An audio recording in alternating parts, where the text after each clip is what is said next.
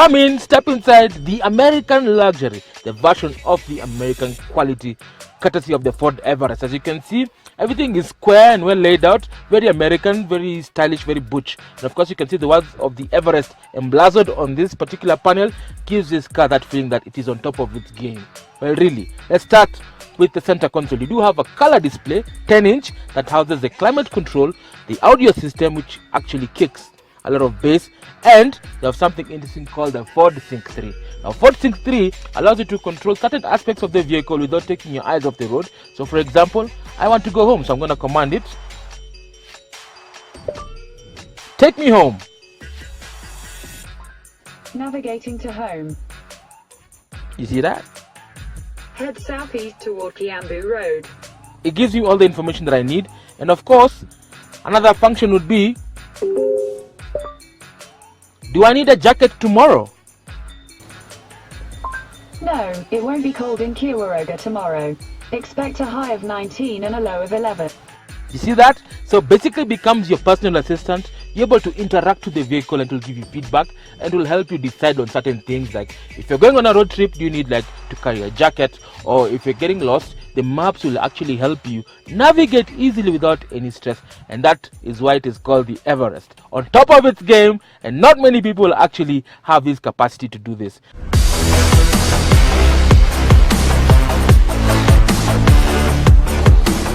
Moving over to the instrument pinnacle, you have one analog speedometer dial that actually gives you the speed reading, and on the left you have auxiliary digital display that houses anything to do with the automated system that's here, Ford Sync 3, audio system, and telephone. You can actually control all these functions without taking your hands off the steering wheel, using these satellite buttons on the left hand side of the steering wheel.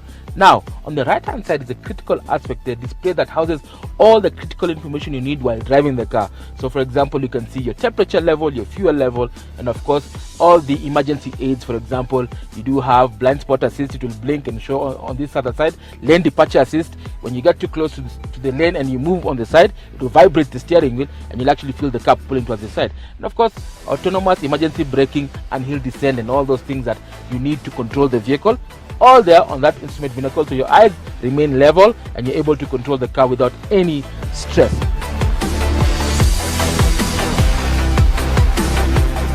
Now moving on to this other side, of course, you do have the lower part of the center console where it has 4 knobs basically just to control climate and radio, of course, and then also down here you do have quite a number of auxiliary ports. Auxiliary ports are used to charge your devices, laptop, tablet, all those things you can actually charge. And then you do have 2 USB ports over there just to control, also to put in, you can plug in your USB actually and also charge your phone at the same time. So a lot of practicality in this cabin.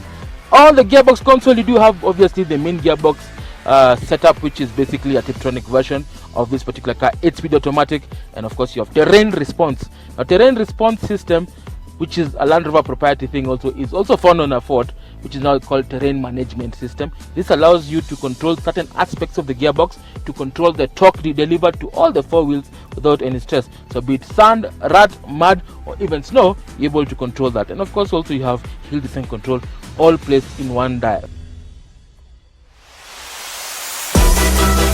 For the rest of the people, first row and second row, how comfortable is the Everest? We're going to talk to Mirigi, who's going to share much more about his experience in the Everest.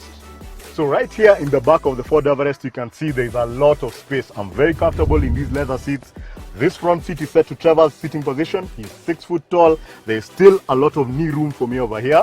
You do have air conditioning controls with the vents that are coming out in the roof. And like the Ford Ranger, there is a full plug over here that allows you to plug in a laptop to charge more stuff, as well as a 12-volt socket, and basically a lot more safety, including curtain airbags at the back here, making sure your family is going to be safe. But for more practicality in this thing, let's check out the third row and the boot. As you can see inside here, there is a lot of space inside this boot with the seats folded down, massive space for you and your stuff. And you can see the additional cup holders for the third row. Speaking of that third row, it is now electrically adjustable. You can raise it by just pressing a touch of a button, and those 2 extra seats are available for your pals in a pinch or for your kids every day. So let's take it on the road and see what the Ford Everest has to offer.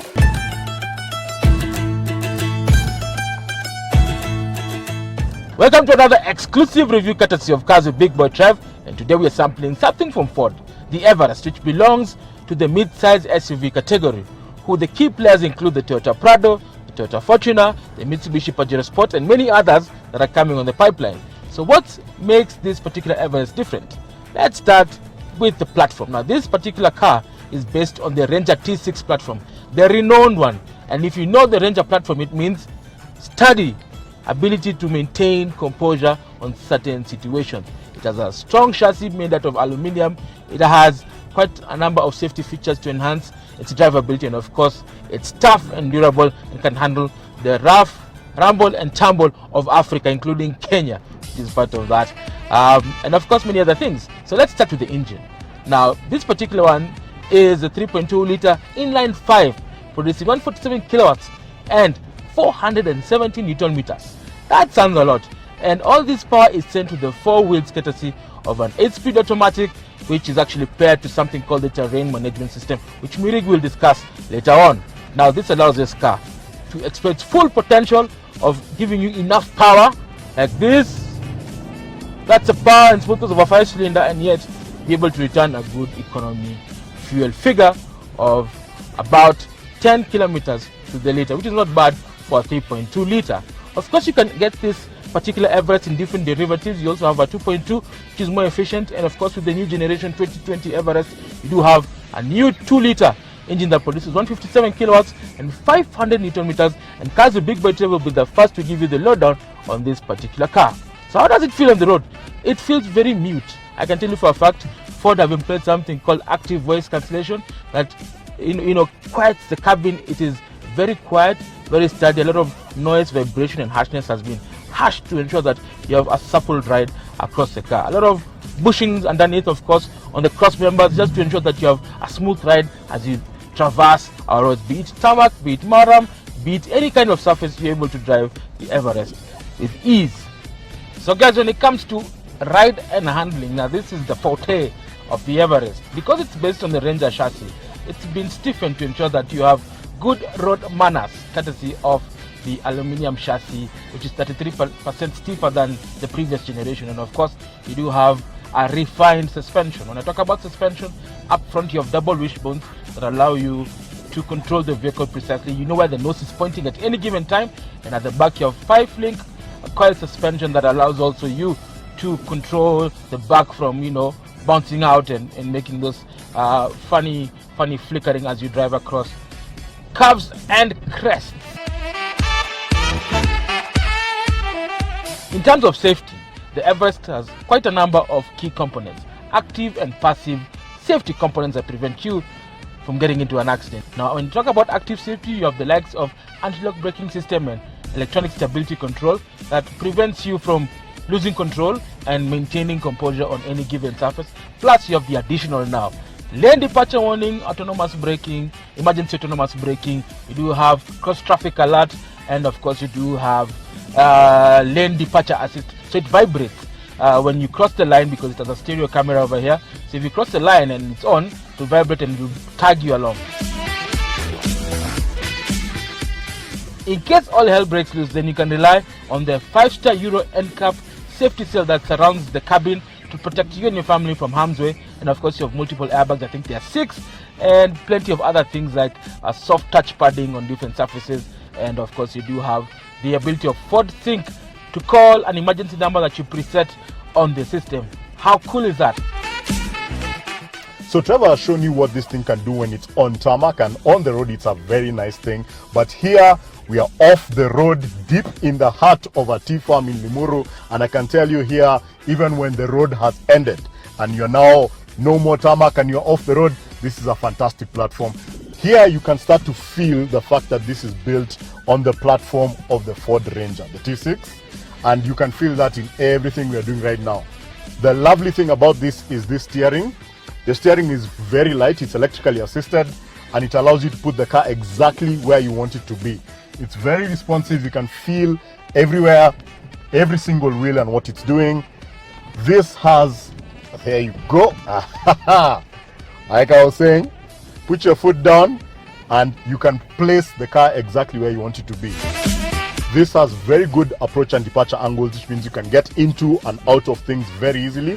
You can set this to 4-wheel drive low and lock the rear differential. I've not felt the need to do any of this. One of the advantages that the Everest has over the Ford Ranger is that it doesn't have leaf springs at the back. It's a multi-link suspension, like Trevor said, at the back, and that makes it very comfortable on the road and surprisingly incredibly comfortable off-road as well. One of the key features that this has is hill descent control, which allows me with the press of one button to lift my foot off the brake and to allow the car to go down a hill very comfortably, very relaxed. You just leave, all you need to do is just do the steering, which I say steering is also very nice. So a lot of this car's features work off the road as well, and they work amazingly. So everything that the Ford Ranger pickup can do, this can do as well, but it's carrying 7 of your people in relative luxury, style, and convenience. So guys, you've experienced the pinnacle of Ford engineering courtesy of the Everest. It is tough, stylish, and packed with plenty of safety features, not forgetting value for money. Mr. Mirigi, what was your experience with the Everest? I had to take it off-road, and off-road it handles just as well as the Ford Ranger pickup, which means this thing is a beast off the road. On the road, it has great manners and all the technology you can imagine. Android Auto, Apple CarPlay. There's a camera in the front here that has traffic sign recognition. It'll actually tell you you're driving too fast. I'm very impressed with this thing. The range of technology it has, off the charts. Wow. Bay, how much is it? Kenyans want to know how much this car costs. Well, entry level on this, the 2.2 litre diesel, starts at 6 million, but this that we are driving right now is a limited edition that comes in at 8.9 million shillings. Only. And also comes with a 3-year, 100,000 kilometer warranty, whichever comes first. And you have Ford Protect, which is a warranty extension plan courtesy of the dealer. Now, the rivals also include the Toyota Prado, the Toyota Fortuner, the Pajero Sport, and the Isuzu MUX, which will be coming to a screen near you right on our show. That's it, folks. Sadly, thank you so much for joining us on Cars with Big Boy Trev. As always, it's an honor. If you have any questions, comments, or queries, don't hesitate to write to us as seen on social media channels below, and we'll read them next week. Signing out, this is Big Boy Trev. This is Mirigi. Drive safe and be safe.